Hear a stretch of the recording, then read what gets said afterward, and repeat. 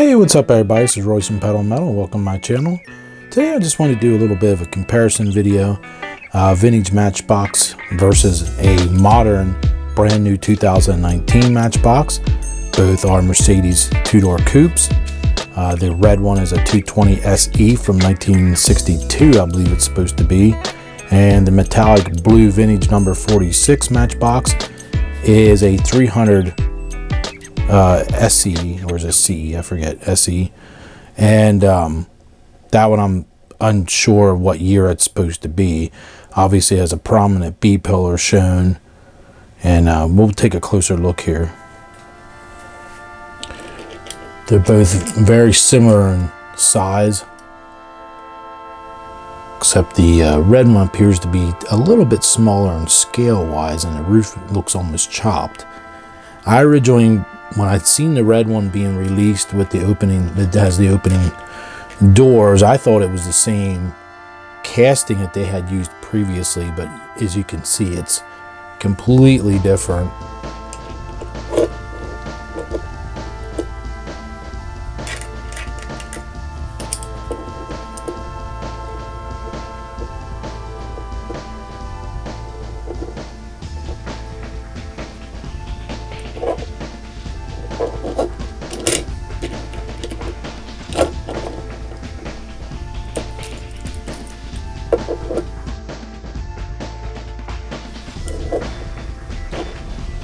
The vintage Matchbox is obviously pretty much a bulletproof vehicle.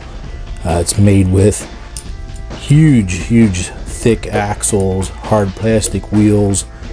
The way it's manufactured, it would take a heck of a beating. And I think that's why a lot of these have survived so well. This does also feature a trunk that opens up. The modern red one does not. It does have the doors open up, much like the vintage one.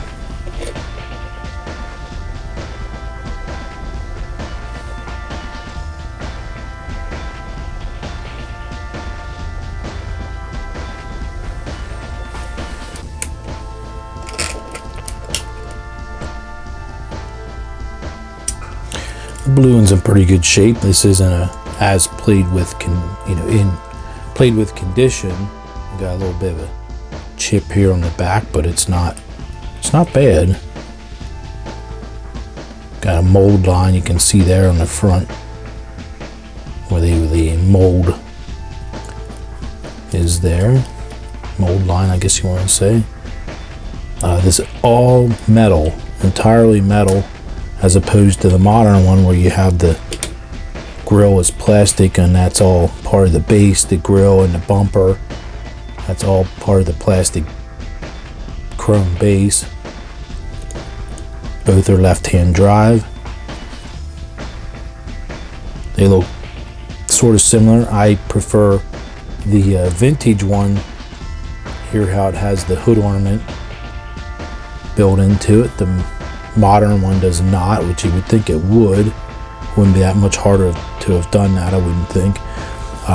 At this angle here, you can really see the differences in the height of the vehicle. I don't know which one's more accurate. To my eyes, the blue one actually looks a little more accurate, but this, the red one, almost, it really looks like a chopped top on it when you look at it compared to the older one. There is a little bit of a mold line on that red one, but it's not as prominent as on the blue vehicle. And of course, like I said earlier, there's no kind of a B pillar here represented on the back, which I believe, if I remember correctly, when you roll down those rear windows, I'm pretty sure that B pillar drops down when you roll the window down. So that's correct how they have this here with no rear glass, and then on the blue one it has glass in there, so the B pillar would be present.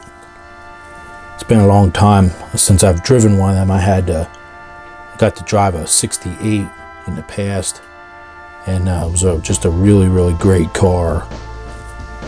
And it was stick shift as well, and it was a European delivery ivory white car, and you can't get much better than that. Absolutely beautiful car, and just quite the grand touring vehicle as one would expect.